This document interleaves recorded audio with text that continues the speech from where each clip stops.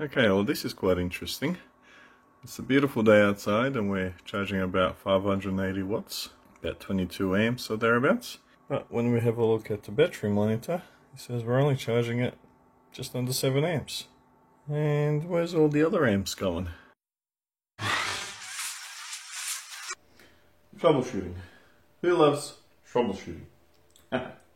Welcome back to my channel. I know it's been a while since my last video, but here we are. Finally I've been able to get some time to work on the Powerwall, run a bit of maintenance through it as well, check the batteries, check all the connections, make sure they're all okay. It's been running now for about 9-10 months, powering the fridge and the freezer here in the garage.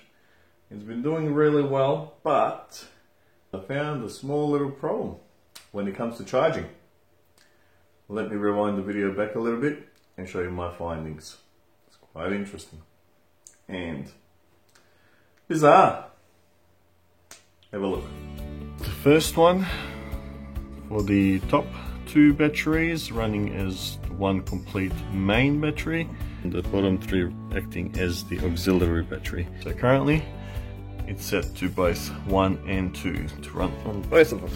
So that's the auxiliary voltage, 25.7. 25.7 as well for the main, so the same voltages, so that's fine. However, if we flick this over just to the bank number 1, have a look at that. The amps significantly go up, 10 amps at least. Over here we're still at 22 amps, 16 amps. Now what happens if I flick this down to batteries 1 and 2, that goes back down to 5 or 6 amps. And now if I was to flick it over to bank number 2 only, have a look at that. It's not charging at all. All the settings I'm pretty sure they're correct on this battery monitor, so yeah, it's a bit odd. Now if we go to the voltages, auxiliary 25.8, 25.5. It makes no sense to me at all. So, if for whatever reason this doesn't support the 2 batteries like it says it does, I might just have to change it all back to the single main battery and ignore the auxiliary battery. I mean, yeah, you do get a bit of voltage drop here and there. I mean, it's not, cables aren't long at all, but still to have about 16 amps loss, that is bizarre. Yeah, pretty strange, isn't it? But after tons of online research I've done, checking out all the different forums, different social media groups, contacting a number of different people, couldn't work out what the problem was. I've even checked all the settings of the Victron energy monitor, the charge controller, inverter. Everything was alright. Just couldn't figure it out. Why is this happening? So I decided to reach out to Victron themselves, being their battery monitor. I thought maybe there's an issue with that. So I jumped on their website, looked for the technical support, and the only thing that they had mentioned over there is to contact the dealer that you purchased the product from.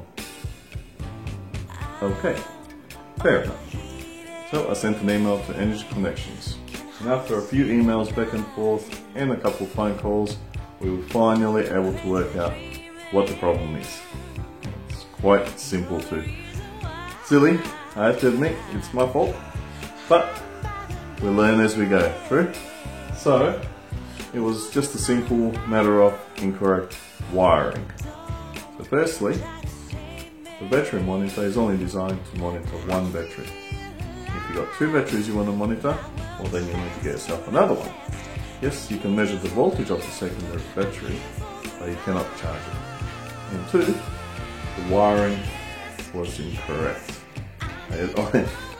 I must say I did follow the steps as per the diagram, but clearly on the diagram it shows that the negative and the positive are completely separate, which is fine, which is what I've got in here. The only difference is that the positive, when it's on one, it's separate. to the second one. But when I flick it down to the bottom one, 1 and 2, that joins the both positives together of the first battery and the second battery, which is okay. It's not going to do any harm, but it's just not going to charge the second battery because the negative is in the load of the shunt, not on the battery side where it's meant to be. So the way it was set up was okay. It was still charging the top primary battery, and because the secondary battery was connected to it directly while parallel, it was automatically balancing itself out from the top battery. Okay, fair enough. But when I flick it over the second one, that's why it won't charge. So now what I need to do, make it this as one battery on its own. So I'm going to rewire those negative terminals all to be on the battery side of the shunt, and that will run just directly off the first battery bank over here. The second one, on the other hand, I'm just going to rewire this Anderson plug for an additional batteries that we can hook up onto it. So that way, when I flick it onto number 1, it'll be just running off this battery. When I flick it onto number 2, it'll be running strictly off the external battery, or providing that they are both, the external and internal, at the same voltage, I can flip it down to both and have all the amp hours of the main battery. On top of all that, have the amp hours of the external battery as well. And the beauty of the external battery is that I can keep building more and more as I need to, as I come across more cells. So let's get it rewired now, and also I might as well put on those fan covers too now that I've got them. The one thing I might not worry about for now are those power switches for these voltmeters for each individual bank, because all in all, these voltmeters, they do not use up much power, and they are kind of starting to play up, losing the LED lights on the inside. I don't know why, it's just El Cheapo, I guess, ones that I received, so I might need to look at some other different kind of a voltmeter that's more reliable. I mean, yes, these look great, they look good, but since they're not that reliable, I might just get rid of them and replace all 6 of them with completely different voltmeters altogether. So for now, I won't worry about those on and off switches for them. I'll just do the other main things to get this system up and running properly as it's meant to. Let's get it done.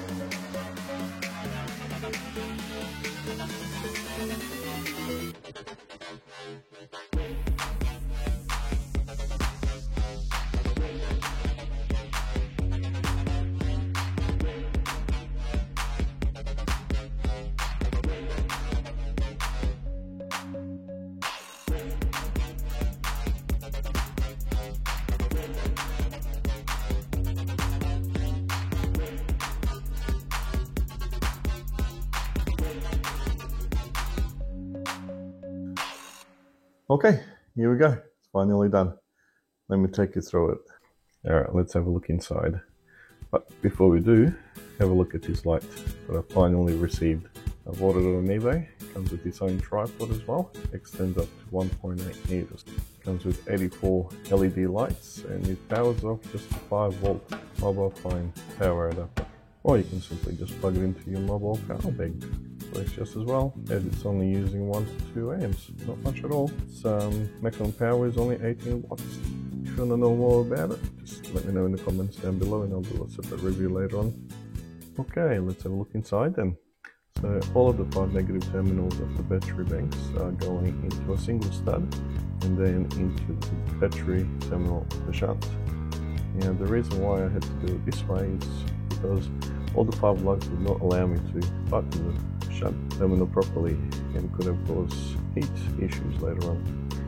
Yeah, I could have run 5 wires to a bus bar, but since I already had the lugs on these ones, I thought this was more easier. The 5 wires from the batteries are 8 gauge, and the very short one connecting the single stud with the shunt is a 6 gauge wire.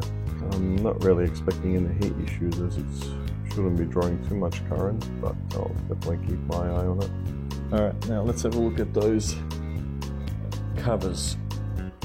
Oh, put the light on this side. There we go. So that's one of them. There's the second one. And around the back with a big 120mm, which came out really good, quite nice. And with this one you can actually remove the cover so you can clear out the dust and particles and what have you, so it'll be very easy to remove the foam. One other thing I want to show you as well, around the back here we have the big gapping hole there for all the positives going inside the battery's isolator. So now what I've done is all the conduit that's going inside one of those plastic standard mounting boxes from Bunnings. And with the magic of video editing, the blank panel screws on like that, and then the cover just pops on like that. It's all done, nice and tidy. There's the top of it, there's the bottom of it, and it's all done and dusted, and no holes. Okay, now that's all done, it's about 3 weeks later after installing those fan covers. So now it's time to check these batteries individually. Make sure that they are still okay. Make sure that the fuses are still okay, none of them are blown. Make sure that all the cables are still connected via the solder onto the cells and onto the bus bars. And make sure that the bus bars themselves are good. And also the voltage. So I'm going to check the voltage from the positive and the negative. Make sure that that marries up on both, because the positive is, or both of these plugs on this XT90 are connected to the positive.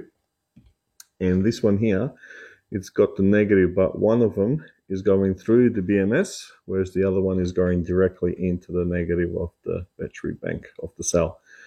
The reason for that is that for the voltmeters, I don't really need it to go through the BMS, so it's just running directly into the voltmeter without going through the BMS. Okay, let's get to it. We'll test all these fuses individually with this plastic little pick. So all I'm going to do is just go through it one by one, make sure that every single one is okay and not broken or burnt out. So in that way, all the cells should be connected and all the cells should be working.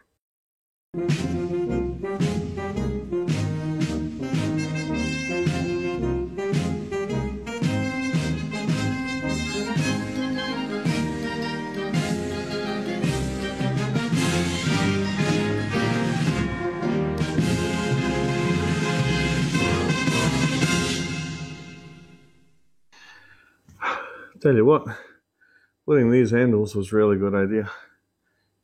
Make it lifting the whole pack so much more easier. And this straight up. Alright, so the fuses on all of them are all good, so I tested the other 4 already.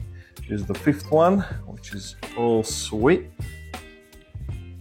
Now, just gotta test the voltage on it.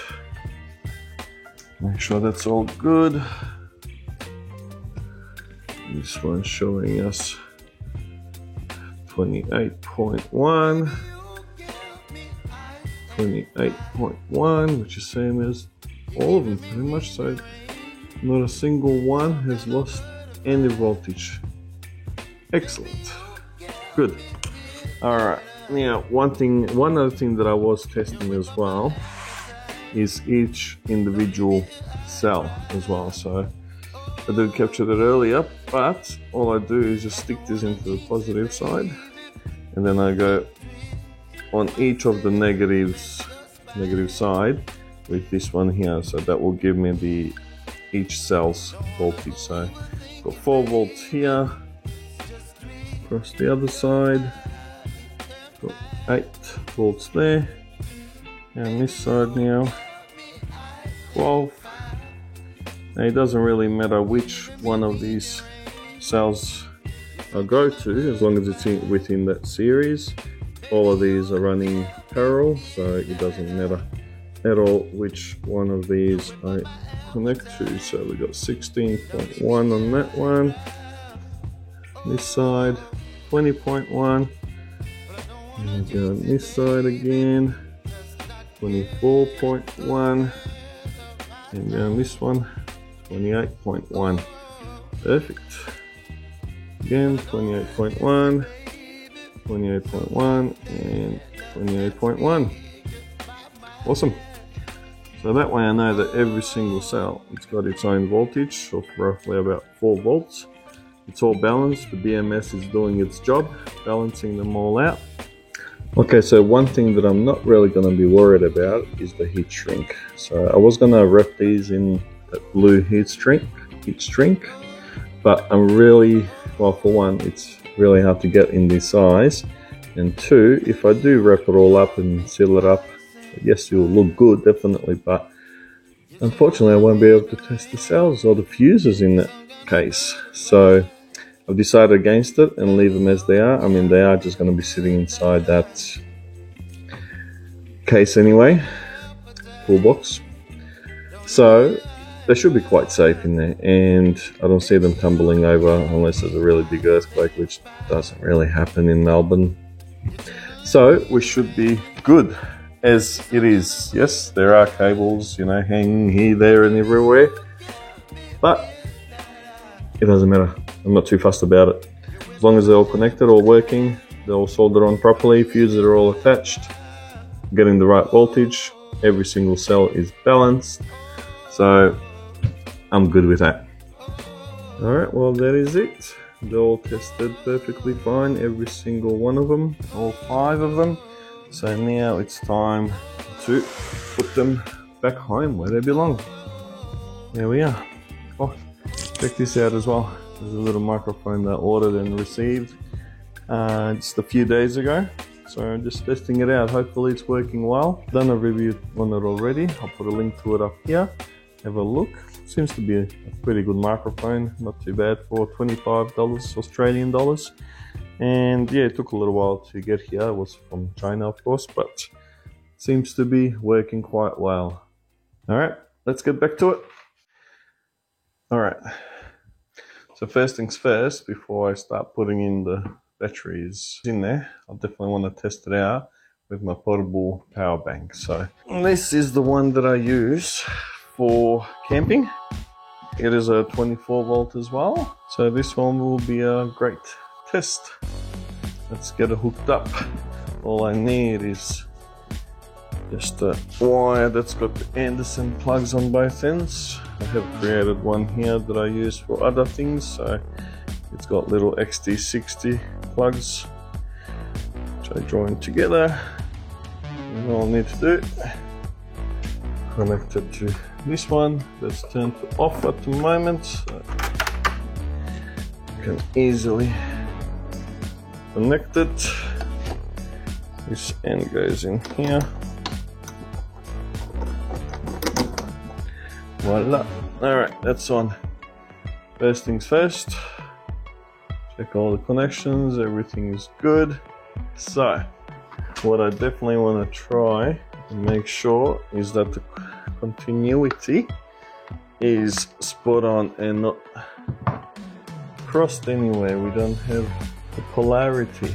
Sorry, not continuity. The polarity is good and it's not cross-wired anywhere. So, need to set this thing to continuity, and I need to change this over to this other port. like so. Now when we touch the terminals, we get a beep. Alright, let's have a look now. So what I do want to do, test these ones. Positive, negative, nothing there, good. Positive, this one.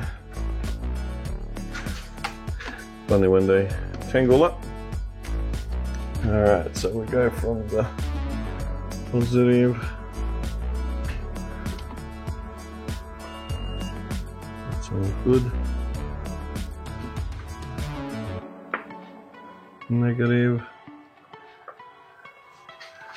negative up here, it's good, good, nothing there. So now I can turn this on, 27.2 volts. And now let's turn this on to battery number 2 because that's where it's connected to. So as soon as I flick that on, that comes on, it's already done. That's turned off at the moment, so charge controller won't turn on.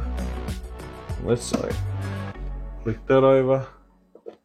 There we go, now that's on 27.0 volts. Cool.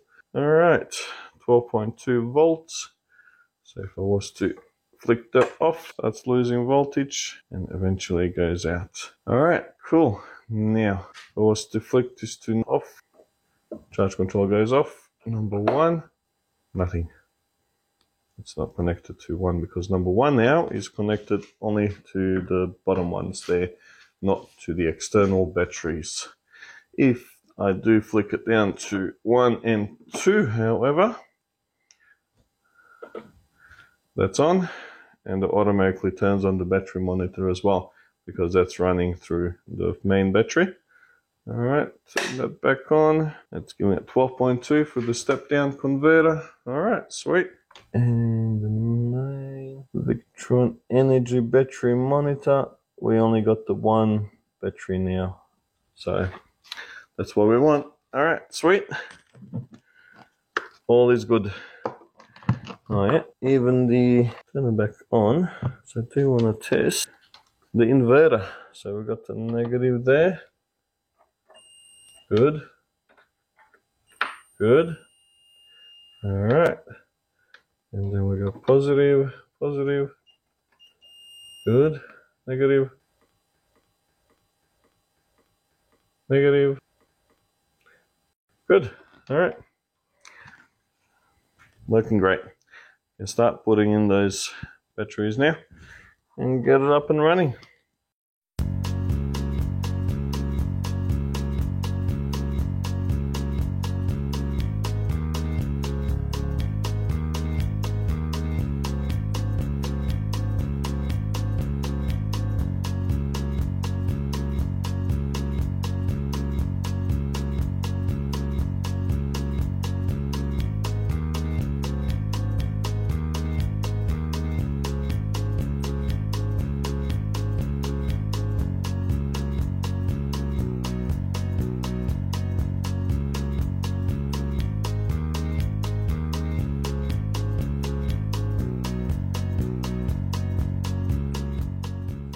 Alright, there we go.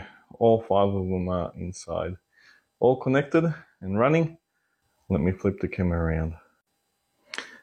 Okay, here we go. So, down the bottom, we've got 5 of the cells, all acting as the 1 main battery.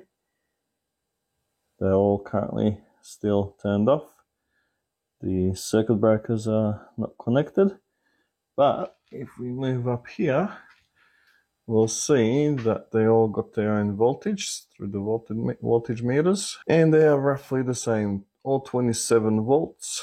What's that, 0.1, 0.2, no, the last one there, that one there, not sure because the voltmeter is not showing properly. So, not quite sure what that one is, but anyway, they're all 27 volts, which means I can definitely turn them all on now through the circuit breakers, and they start balancing each other out.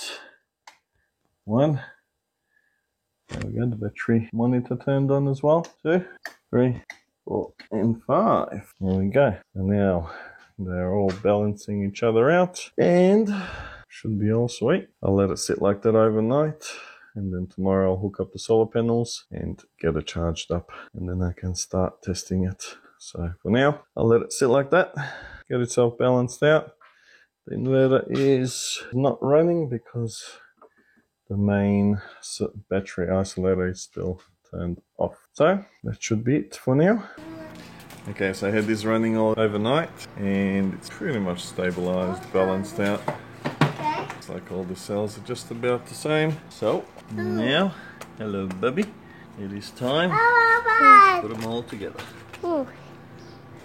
Get it all hooked up and get some power back into these batteries. Isn't that right, Bubby?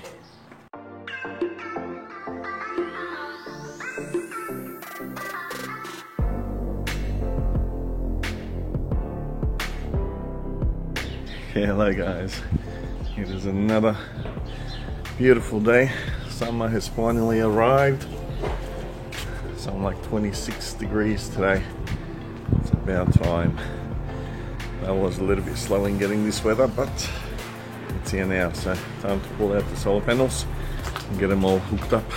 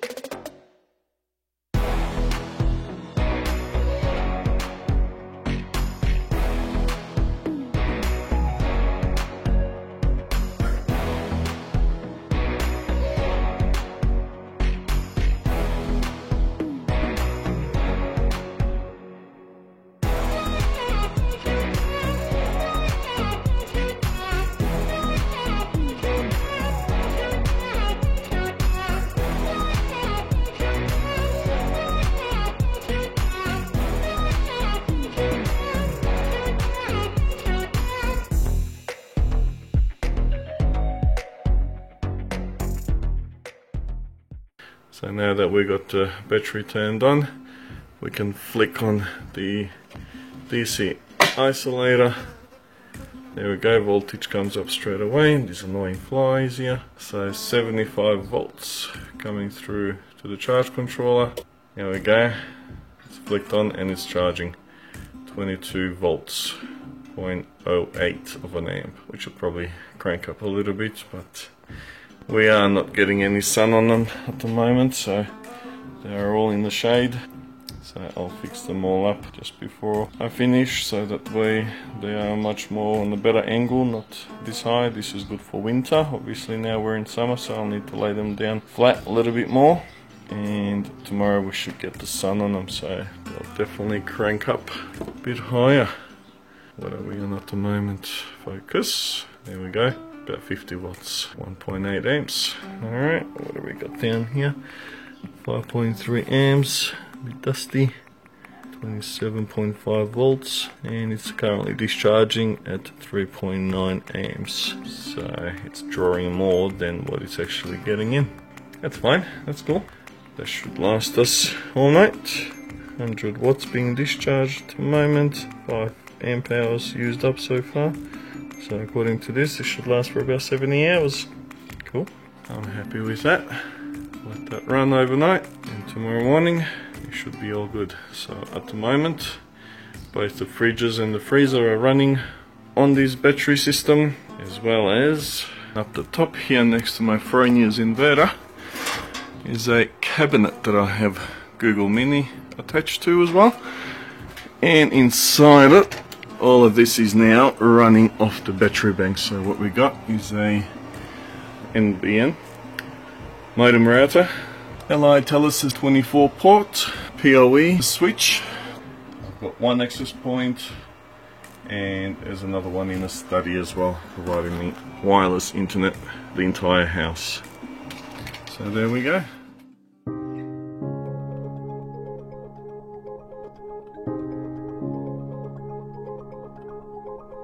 Good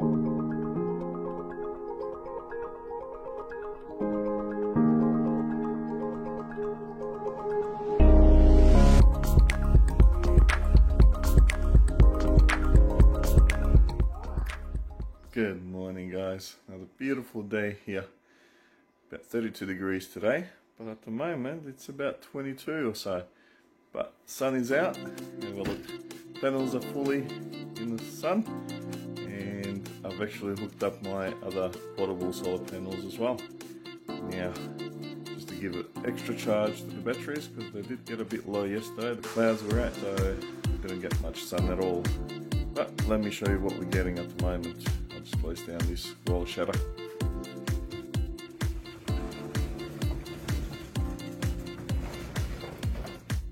There we go. Now we can see better. I'll flip this camera around too so I can show you. Alright, we're getting about 20-21 amps thereabouts, which is pretty good from those 6 solar panels. And then the 2 portable solar panels, I've got them hooked up onto a separate charge controller. The Victron 7515 with Bluetooth, of course, and that one is generating its own charge to the batteries. But before we move to that, so we currently getting 21.3 or so 20 amps, and if we have a look at down the battery monitor, 20.2, and back up here. 21.5, 20.2, perfect. So that's what we want to see, because the other 1 amp or so is being currently utilized by that inverter that's currently powering that fridge and that freezer. So that is utilizing only a little bit of power, so 1 amp if that, but that is what we want to see. Pretty much on par, so whatever is being produced by the charge controller is being seen by the battery monitor going into the batteries. Awesome. And all the battery voltages, they are pretty much just about the same, all 24 volts, which is awesome. And that is pretty good.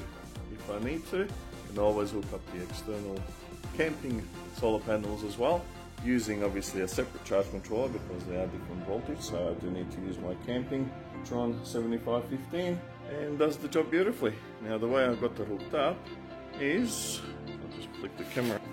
So that's the solar panels going in there, which I've got a different Anderson plug on there, not to confuse with the battery. I mean, I do have it labelled anyway, but much easier to see, and obviously you can't fit that Anderson plug with that one. So got 2 different ones for the solar panels, and then I've got the standard Anderson plug for the batteries. So down the bottom here, I've got the load, which is coming directly out of the charge controller. And then, put that aside, down the bottom I've got that one labeled as battery, obviously it's going directly in there.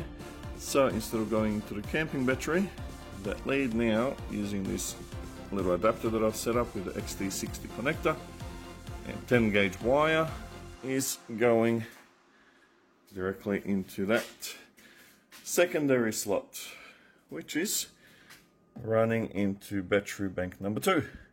And currently we've got it set to both 1 and 2, hence we're getting all these amps going to the batteries, charging up really quickly. Lovely. That is awesome. I am really happy with that. Cool. There we go. Okay, now let's have a look at what we're getting through the Victron charge controller through those 2 LD solar panels. So currently, oh there we go, we're getting about 11.5 amps into the batteries. Wow. So all up, battery monitor, we're getting about 30, 31, 32 amps. That's pretty good.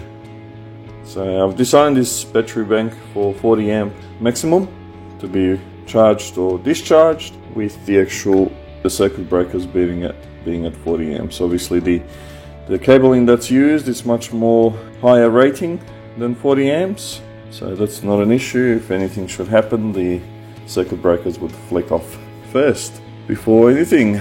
Alright, let's have a closer look at the battery monitor. So current state of charge says 58%, but obviously that's not right as yet, it still needs to calibrate. But current going into the battery currently at 20.5 amps. Pretty good. Now let's go back out and have a look at the charge controller. Alright, here we go. So with these two solar panels that I got hooked up onto it, I did wire them in series, so they are running at 24 volts instead of their standard 12 volt rating. So charge controller is seeing about 33 volts from those solar panels. Coming in is 8 amps, but it's currently charging them at 11.5 amps. That is sweet as. So we're not counting obviously the actual load that's coming out of those batteries. If we have a look at our inverter now, it's currently at 263 amps going out.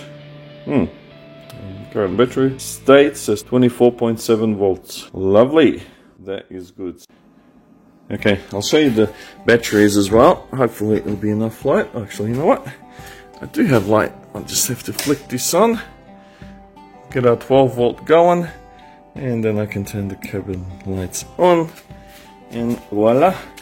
Now, we don't need the extra additional light because we've got lights inside. So, I'll show you what I've done here. I put these fire retardant foams in there, just to separate the batteries and protect them just in case one of them decides to tumble down or tumble over. So that will prevent them from touching each other and obviously causing a havoc. So that will do the job perfectly. And of course, our trusty shunt over there, that's working at rate. Now I haven't detected any temperature issues yet at all, which I'm not expecting either. So it's working beautifully. All the cables here, like I mentioned previously, they are a bit untidy, but I am not really overly concerned about that because most of the time this stays shut anyway.